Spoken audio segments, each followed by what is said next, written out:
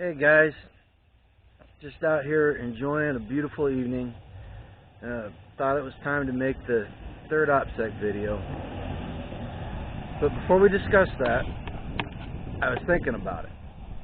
And I gave you guys absolutely no reason to have any faith in anything I say on the subject. And for all you know, I'm just some random dude out on the internet just making stuff up as he goes along. So, before we go into the OpSec stuff, I'm going to give you my bona fides, give a little bit of my background so you know where I'm coming from. So stick around.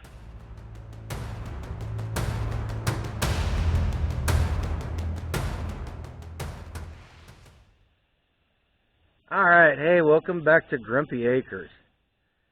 Man, it's been a wild week with the videos. So hopefully I get this one right on the first go. Like I said, before we get started on the OpSec portion of the video, I thought I'd give you a little bit of my background and my qualifications here to talk on the subject of operational security. So I've spent a large portion of my life either preparing to be in the military, or serving the military as a civilian contractor or a civilian employee of the DoD. And through that period, physical security and OpSec have always been a high priority. I went to a military school in high school. I was in junior RTC, so we learned about security as part of the junior RTC program. Actually, it was Wentworth Military Academy in Lexington, Missouri. So if there's any Wentworth alum or graduates out there watching this video, go ahead and drop the years you were there in the comments, because we chewed up some of the same dirt.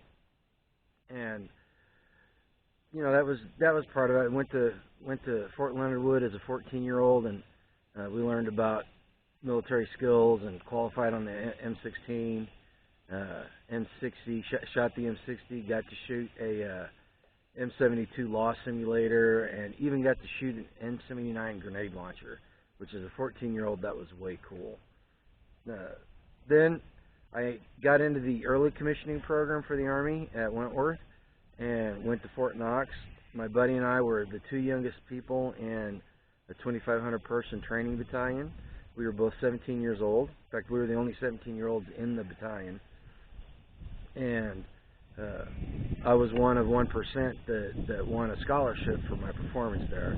So in ROTC, we learned about security, and we learned about OpSec, and we learned about military skills and stuff there. Then I joined the Marine Corps after I decided I didn't want to become an Army officer. I was just a little bit too immature at 17, 18 years old, and probably a good thing that I chose the path I took. But, you know, I spent a little short of 10 years in the Marine Corps, and naturally, OpSec was always a military skill that we were taught. And I worked IT, so a lot of people don't realize that physical security is as much a part of running an IT shop as data security. So we learned about all the physical aspects of security, and we practiced them every day. You know, worked in a secure location, as well as data security. But on top of that, I worked at the base post office, which adds another layer. I did that for about a year down in Yuma, and that adds another layer of physical security on it, because you've got classified mail that you're dealing with and all kinds of stuff like that. And then, on my second enlistment, I re-enlisted to go to Security Forces Battalion. So I spent 2 years in the Security Forces Battalion. When I started in it, we were still guarding nuclear and special weapons on board naval ships. I was on board the USS Ranger, and so physical security and OpSec were a daily part of my life there. They took the nuclear and special weapons off, and so the Marine Corps trained us up in vessel boarding, search and seizure, and anti-terrorist work. And our job was to keep terrorists from attacking the boat like they did the USS Cole, which happened after I was off of sea duty. And the physical security there on the ship and the OpSec was just a daily part of the job. I've held multiple top secret clearances from different agencies, as well as several certifications. I had clearances and certifications from Department of Defense, Department of Energy, and the Nuclear Regulatory Commission. And then, like I said, I finished my career in Washington, D.C., doing IT, so security was still a large part of my life there. And then, like I said, I'm an IT professional.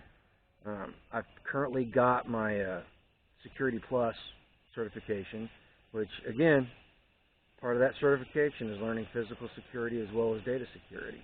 And both physical security and data security are part of your OpSec plan. So there's my qualifications. If you still want to listen to me, thank you very much. I've got the receipts and the scars to prove my bona fides. If not, if you think I'm just some random internet expert, that's your right. Either way you believe, don't take my word as the last word on it. You should take what I'm telling you, and you should go research it yourself and expand your knowledge on it and get it to where you're beyond conversational in it and you're able to put it into practical use on a daily basis. So there's my bona fides. So let's talk about step 3 of the 5-step OpSec process, which is assess your vulnerabilities. Step 1 was figure out our critical information. Step 2 was identify threats. We went out and we did a mini area survey and learned about the threats in our area. Now, it's time to look inward. It's time to look at our properties, our homesteads, our suburban lots, our apartments, and figure out where our vulnerabilities are on there. And the way we do that is we literally start thinking like a bad guy. We have to change gears, and we have to start thinking the way a bad guy was thinking, and we need to look at our properties and try to figure out how we could take advantage of vulnerabilities to steal stuff, take advantage of stuff, or whatever. So the way we do that, the best way to do it is we start inside our house. We walk around the inside of our house and we look at our windows and doors. Those are our ingress and egress points. And we look and see if maybe we've got windows that don't latch properly, or maybe we've got doors that aren't really secure, or something like that. And take a notepad with you. And this is your homework, by the way. This is what I want you to do this next week between now and the 4th video. Write this stuff down. Figure out if you've got doors that are weak points, windows that are weak points, and then go outside. Walk around your house. Look at your house from every single angle up close. We're looking for any place that a bad guy could take advantage of the terrain to access your house. Bushes that are too close to windows. Blind spots that can't be seen from the road or from any place inside the house. And then once we do that and we've written down everything we see there, we move out further and we look at our property. In fact, I would suggest that leaving the property and standing outside your property boundary and look at your property and take note of what you can see from the public road. If there's wooded areas next to your house, high ground, whatever, walk up there and sit down and take a look at your house and see what you can see. You never know until you actually go out there and do it. And while we're going through this, the importance of thinking like a bad guy, I can't overemphasize that, because we live on our properties and we hopefully we've done stuff to help security on our properties, but that actually creates a blind spot, because we start thinking like us. We start thinking like what I would do. And I'll give you a case in point. So I've got a huge thing about wanting my property, my house, shielded from the road. I don't want people to be able to walk down the road or drive down the road and look at my property. So I like hedgerows along the fence line. I like them going along the fence line, and ideally they would be so thick that you couldn't get a vehicle through it and you could barely get a person through it. That's me. That's what I'm looking for. Well, I was talking to a YouTuber from South Africa, Guardian Prepper.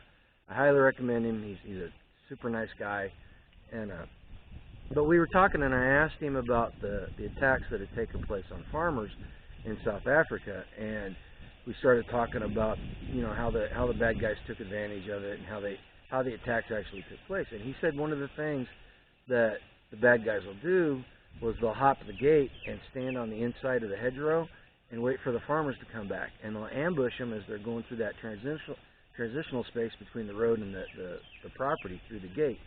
And we'll do a video on transitional spaces later on.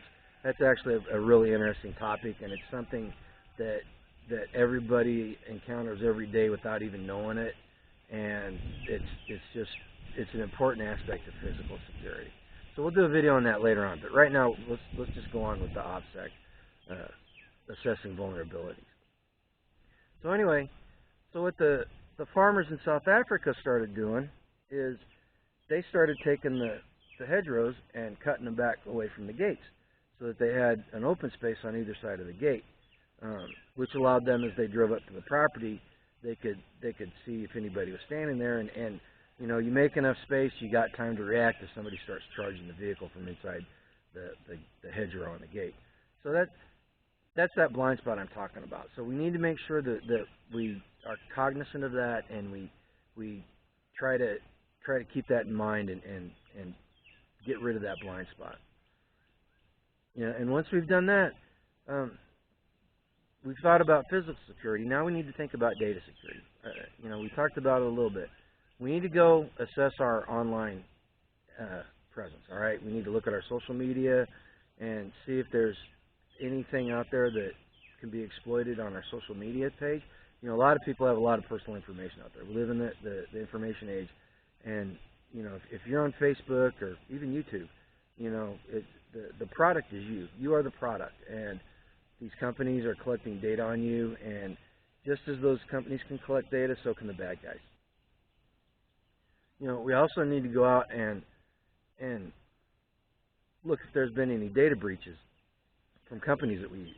You know, online retailers, credit card companies, credit reporting bureaus, anything where you might have exposure to your data being stolen. All right, and we need to look at our financial institutions. You know, we find out if our banks have had any breaches of security. We find out if any of our data is out there online. So we've done all that. Now,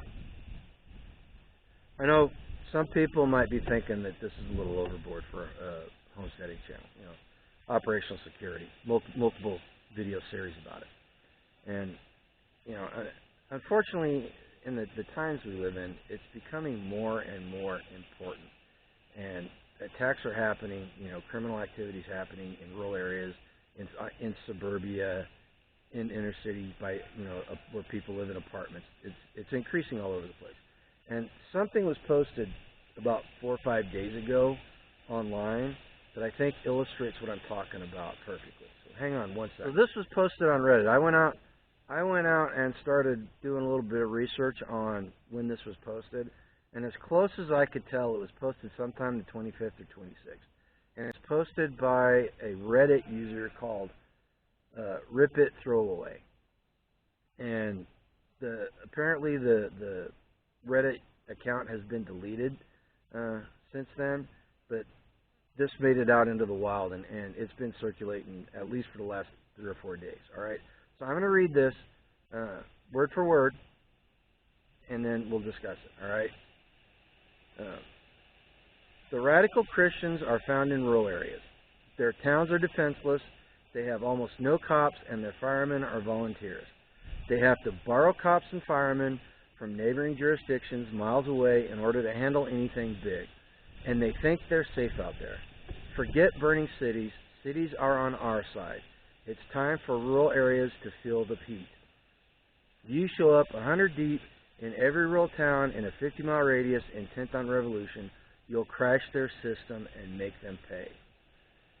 And if you think I'm kidding, I'm dead serious. This was caused by backwards rural conservatives operating out of a Christian worldview. Even if they're not Christian, they're heavily influenced by it. They were the ones that voted for Trump in 15, those delusional redneck, white trash, blue collar, to quote a country song, types who flipped massively for the GOP. Punish them. punish their towns.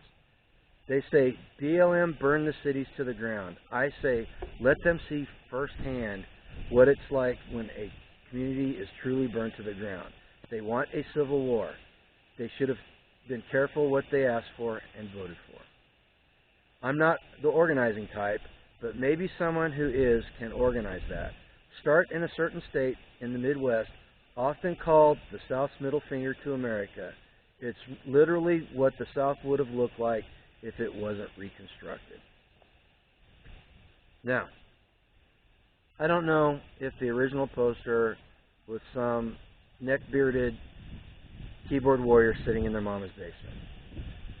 I don't know if the original poster was a true Marxist radical in the vein of John Ayres, who talked about murdering 25 million of his fellow citizens in order for the revolution to succeed. I don't know if it's somewhere in between. But you know what? That doesn't matter. If you live in a rural area, or you live in a suburban area that is not some radical left-wing enclave, it's a threat to you. You should take it seriously. There's historical precedent for revolutionaries to attack rural areas and suburban areas and inner city. Well, they've already burned the cities. All right, they've already done that. They started taking it to the suburban areas, and it's bound to end up in rural areas eventually. All we have to do historically is look at Rhodesia, South Africa, Argentina, Venezuela, and a score of other places where rural homesteads and rural communities are targeted by revolutionaries in a politically and racially charged setting. All right, so the vulnerabilities are out there, and so we'd be fools to ignore those historical examples. And living on a somewhat secluded rural area, rural property, I'd be a fool to not take the threat seriously. You know, it's out there. Those type of people are out there, and that's where our world is headed, unfortunately. You know, and if it's not, then all you've done is made yourself more secure. If it is headed that way, then you've definitely made yourself more secure. All right. So let's recap: assessing our vulnerabilities. So you can think of a threat as your adversary's strength and a vulnerability as your weakness. And what we need to do, we've already identified the threats in step 2. In step 3, we're identifying our vulnerabilities. We're thinking like a bad guy, making note of them. We're thinking about physical security as well as data security. And in the next step is when we do our threat assessment, when we quantify threats and vulnerabilities and come up with a matrix on what we need to concentrate on first. And I know I said threat assessment was step 3. I was wrong. I misspoke in the last one. You'd think that the guy that wrote the primer on it would be able to keep the steps in order, but I screwed up and I wasn't talking straight. The next video is going to be based on a article that I wrote and submitted to the Survival blog about 1.5 years ago. I honestly don't know if they even posted it or not, but I found it on the computer as I was gathering my OpSec stuff, and I was like, this is perfect. This is exactly what we need for that step in the OpSec process. So if you want to see that next video and you're a new subscriber and you haven't done it already, go ahead and hit the notification bell so you know when we drop videos. If you think that this OpSec series is beneficial and might help somebody that you know, go ahead and share this video out. I'll link the playlist. I'll make a playlist after I'm done here for the OpSec videos, and they can go catch up on the ones before that. And if you're a new subscriber, I didn't say welcome aboard, so welcome aboard. We're glad to have you here.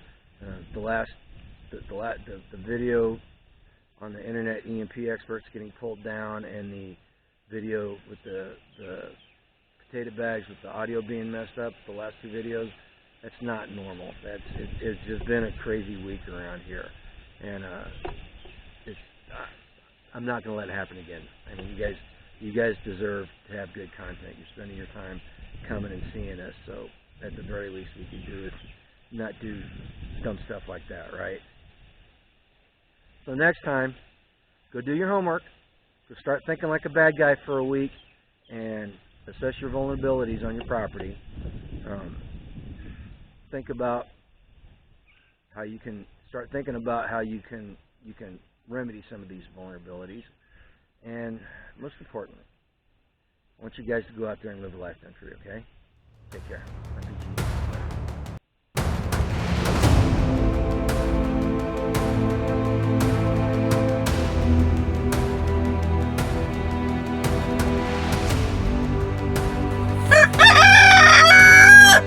Thanks, Milo.